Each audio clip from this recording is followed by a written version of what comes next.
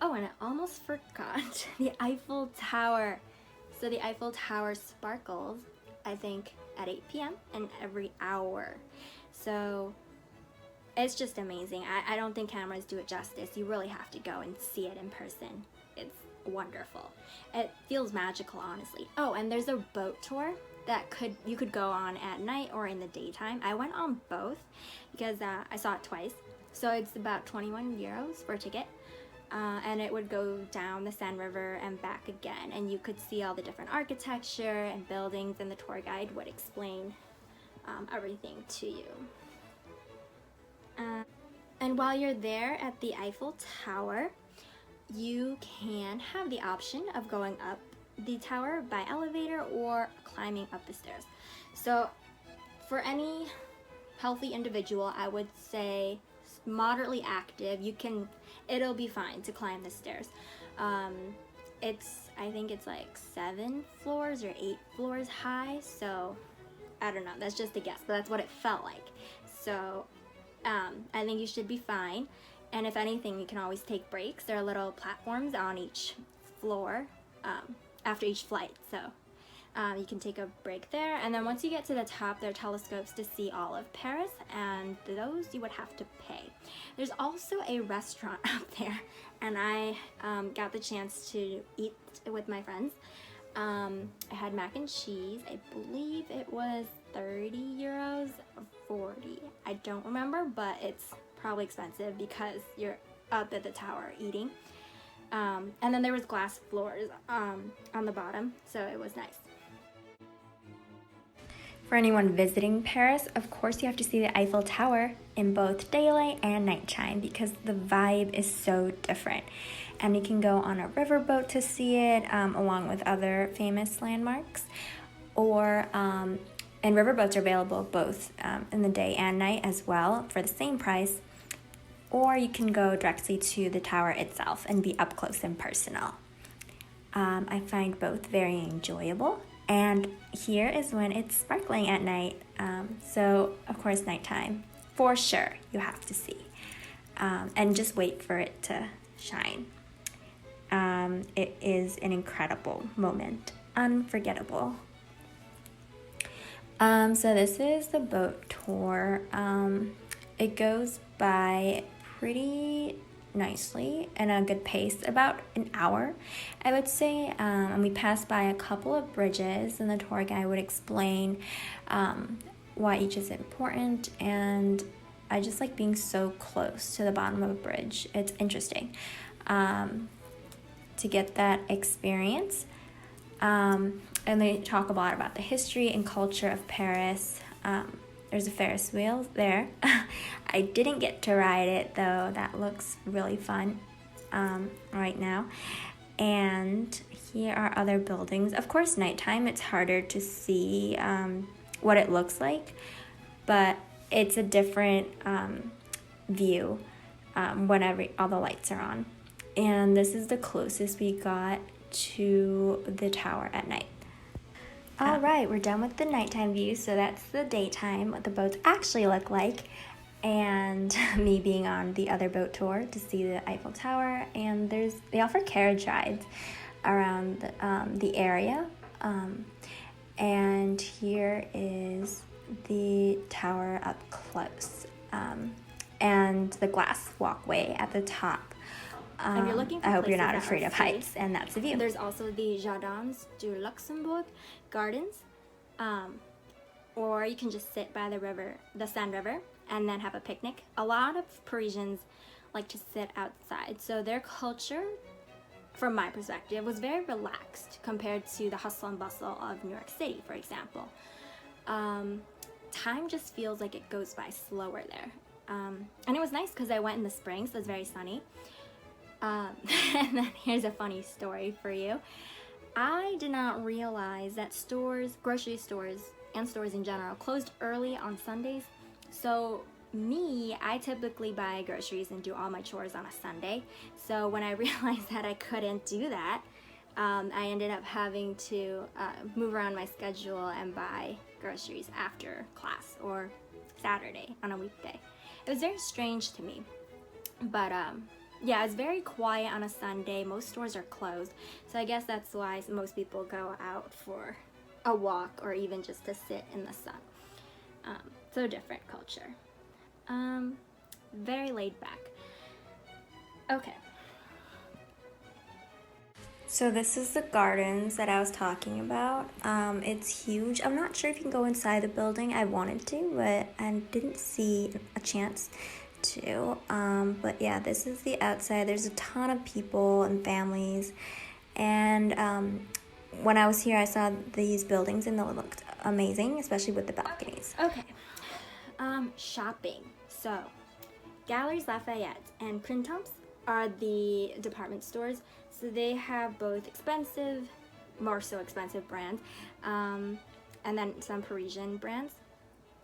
The food cafeteria, the food court there is amazing, honestly. They have so many brands of macarons and eclairs. They're mostly French brands like La Durée, Pierre Hermès, and even some Japanese type style of macarons. And I think one thing I regretted was not purchasing enough of those when I was there, because when I came back to the US, there was only La Durée, so all the variety was gone. And it tastes different if you eat authentic food from France versus like macarons made here in the US. So I would just encourage you to eat as much as possible and go to as many places as possible. And this La Durée was the biggest one in Paris, in restaurant-wise and bakery. And here's some macarons I got. And Angelina was a cafe they took us to during one of our excursions. So some other places I would suggest visiting are the Catacombs. I think it's €5 for the entrance fee.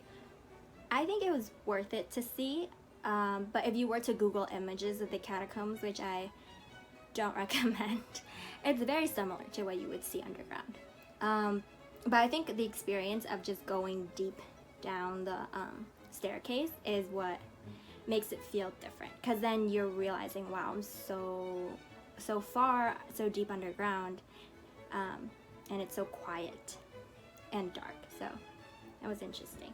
But I know I said not to Google any images, but here are just two to give you an idea of what to expect. And then apparently there were some stories that French students were having parties in the catacombs. So that was very interesting to hear, though I've never been invited to said secret parties. I think that's interesting for like conspiracy theories, or just to see, for people who are interested in those type of things in horror films and all that. And then the catacombs, the entrance that you go into is a completely different place than the exit you come out of. So it's crazy insane that these catacombs are all under, or like routes under Paris itself, and it's like a underground city. So that was really cool. So just be aware that where you go in might not be where you exit, and don't be too surprised. Finally, this is where the love locks are placed, and they say don't do it anymore, and it's more of unlock your love so the fences don't break. Transportation. Okay, so this is the difficult part. I think trains were a little bit hard to navigate because I hadn't seen any signs on the side of a train, so once it passes, I literally don't know what train that was. So I usually look at the front of the train for it. Maybe I'm just looking in the wrong place. I don't know. Okay. I don't think I've been on a bus, so I cannot share any experience there. But when you go to class from Cité Universitaire, you would take a train or the tram for 20 minutes, and it's straight there. So very straightforward. You won't get lost, or it's probably like 7 stops, I think you count it on fingers, or go with a group of friends for the first and second time, which is what I did until we got used to it, and it was fine. Be careful of pickpockets. I know some people who got their wallet stolen, so just be cautious while you're out there. There are cases, is what I'm saying. Finances.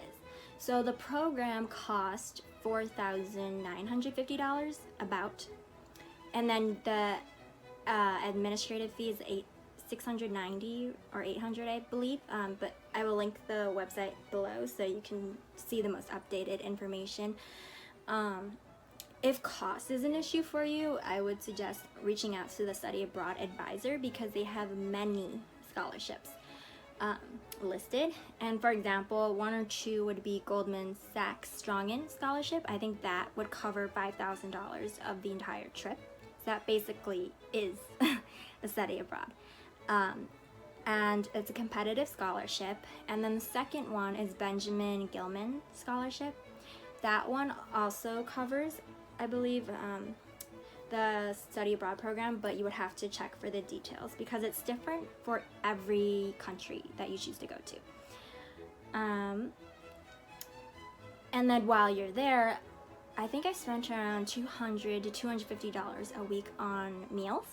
So what I would suggest is building a budget on Excel. It was like €5 for a crepe.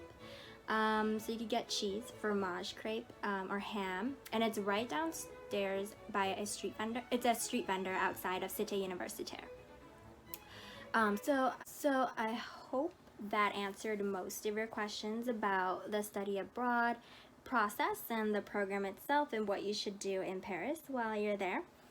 And yeah, the program itself is about 6 to 8 weeks, I believe, and it's a nice time. I really encourage you to do it if you have the chance. And yeah, I wish I could do another study abroad program if I had time in my schedule. But yeah, it was a great experience and you should definitely do it. Thank you so much for watching. I hope this was helpful. And please remember to like, comment, and subscribe. Bye.